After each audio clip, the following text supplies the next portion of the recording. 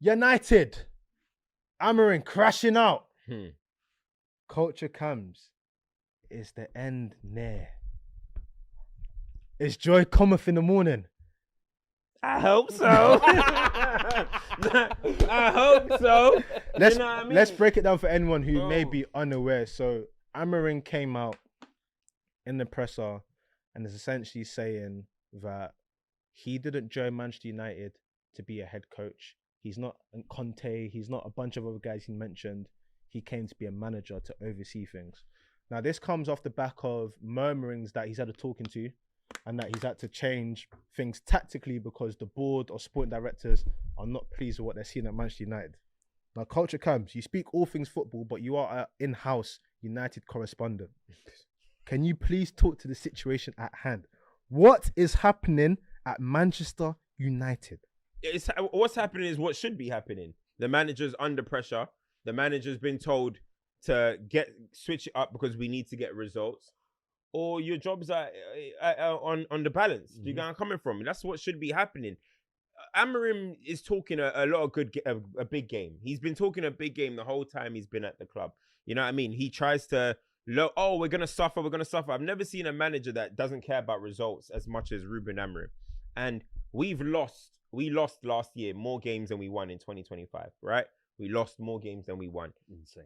Why he thinks that it's not right for people to then go up to you and say, brother, like, what's going on the pitch? You know what I mean? What is going on? Now, did the board completely butcher the Amorim appointment in general? Yes, because it seems like 2 guys wanted Amorim, 2 guys didn't, and they just went with it, and now we're here, right? So getting a manager that doesn't play the way that you want to play, and then telling him to play that way, okay, is a bit silly.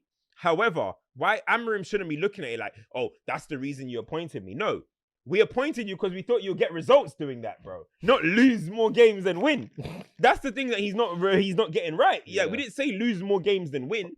So for me, Amorim's in over his head, and I'm seeing him talk about, I'm the manager, and I know Wilcox had a word with him. I've known that for weeks, right? Like they've spoken, but it's one of them ones, and now he's digging at the board, and your standing at the club ain't what you think it is. You know what I mean? It's not what you think it is. The way he's talking, it's like you ain't done anything at the club for people to get behind what you're saying.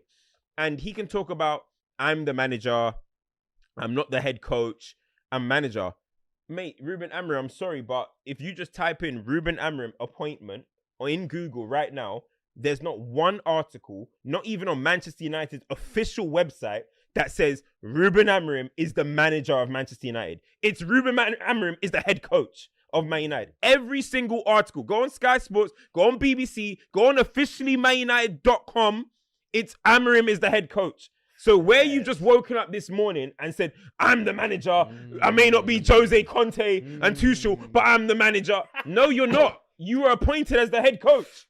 You're not the manager. So where he just randomly got this from, and I think it does stem because it's frustrating. I can imagine you thinking you know more about the game and somebody's telling you to switch something up. But I'm sorry, we don't get results. We are losers. We just drew to Wolves. We just drew to Leeds. We drawn to West Ham. Yeah, if you look at the bottom teams in the Premier League, I think it's only Nottingham Forest that we beat via a penalty in the last minute or whatever it was. The rest of them, we've dropped points to them. Yeah. You're not doing a good job, and you haven't done a good job since day one. Don't try and start giving it the stick talk now. I'm sorry, I don't want to hear that anymore. Ruben Amorim, the only time you win is when he's in the press room. He talks it, everybody falls in love with his quotes, and oh my God, he gets it, and no. On the pitch, what do you do? Even that, though, what do you do? To lose it because good. He talked about his system change, and then one of the pressers, they asked him, obviously, can you expand a little bit more on why it's taken you a year? I don't want to talk about that. Your system. All of a sudden now he's backs against the wall. I don't want to talk about it. Yeah. But you're smart. Yeah. I'm like... No, but honestly, the English media have been so kind to Ruben Amorim, in my opinion. For what he is doing at a club like Man United, where Man United are always, people are always getting onto Man United, the biggest club, whatever. For what he's done at this club, I think the press in those journals that ask him questions have been so lenient and so nice to Amorim. You look at when Carl Anker threw a little question to him and he boned out. You know what I mean? And now he's getting asked more pressing questions because this cannot continue. you're seeing how he's reacting. Yeah. He would have been like this from the very start if they were really asking when he's losing all these games. When Man United are lingering in 15th, if they were asking the real hard hitting questions instead of letting him be a poet in the press conference this whole time, we would have seen Amorim crack months ago. Yeah. I'm telling you, bro. We've now won one in our last 5. Like, you got coming from like this guy's not doing a good job, and it's time for him to listen. It was time for him to go a long time ago, but now you're starting to see the cracks, and I'm happy about it because it's not good enough. Is there similar like we were talking about Chelsea there? Obviously, there's issues with the managers or whatever, but we talked about the board there as well. Omar Barada, Jason Wilcox, all of these man. I feel like when it was Glazer era, there was definitely a lot more traffic and blame towards the board. Whereas these, like, it's almost like they've got the Amorim blanket right now, where they get away with so much as long as this guy is here.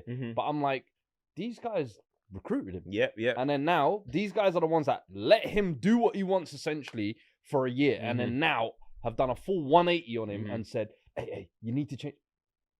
Hold on. What about you? What about you? Like, it shouldn't just be Amorim whose job is in trouble here, by the way. 100%. Like, if you're, what's my man? The old grey hair dude. Jim. Sir Jim. If you're him, bro, I'm doing a clean out of the house. You're looking at what's going on here. If I'm getting rid of the manager, the rest of you are going with You're him. looking at what's going on there here. There has to be a clear out.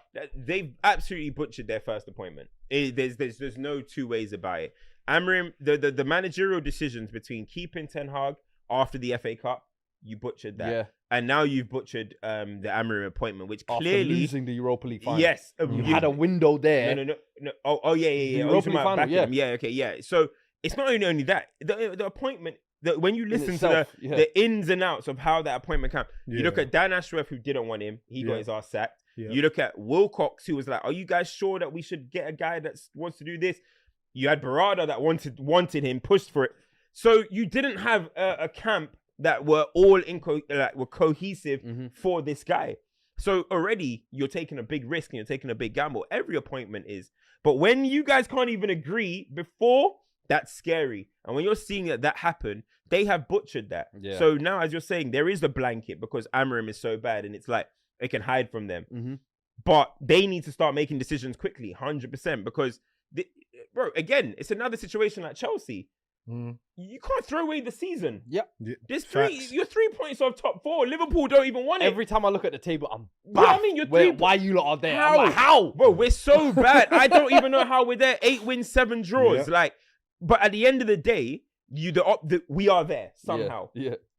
You have to be. You have to capitalize on the moment. You have to be proactive. You have to be decisive. So now you've got this manager coming out and saying, "I will be here for 18 months, and when it's time for me to leave, the next guy will come." He wants to go. He's trying to get. Is that 18 months left on his contract? I think he got 18-month appointment. I'm sure he's only a couple. Because he's been here 18 months. He's been here 14 months. 3-year contract then. I don't know. I don't think we gave him a 3-year contract. Let me just double check but it. in terms of taking action, what is that for United? Get rid. Okay. Get rid. Because obviously for Chelsea now, it's you brought this new guy. Well, Chelsea didn't really take action because the manager walked. But you're bringing in a guy that's not as an interim. 2027 it finished. Okay. That's what they want to do. For you, it's sack him. And then what?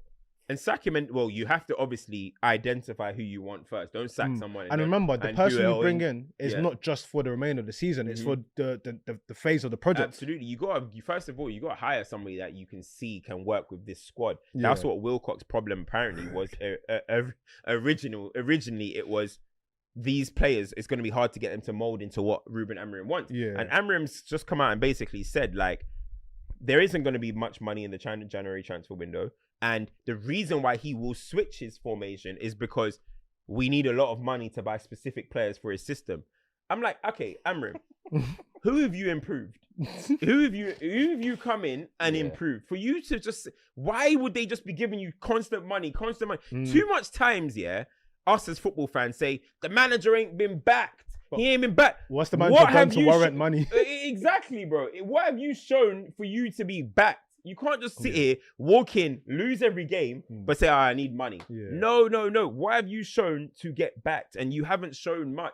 Who's improved? What is your coach? Whose coaching level, whose performance level has improved so much under you? Not many players, hardly anybody. And now the excuse is gone back to, oh, we don't have Bruno Fernandes. You know, Bruno Fernandes was there when we drew to West Ham. Bruno Fernandes was there when we finished 15th.